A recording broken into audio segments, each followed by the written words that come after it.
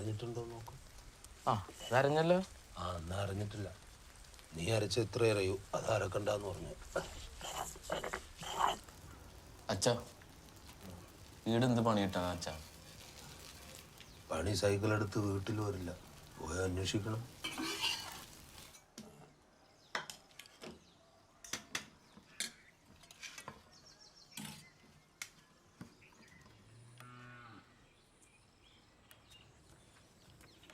ആ നീ എവിടെ പോകുന്നു?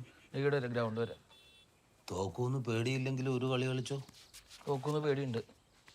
ആ വാട കുറച്ച് സമയം രാത്രി ഇരിക്കാം, പോയിട്ട് കുറച്ച് പണിയുണ്ട്. പണിയൊന്നും ഇങ്ങോട്ട് വരില്ലല്ലോ.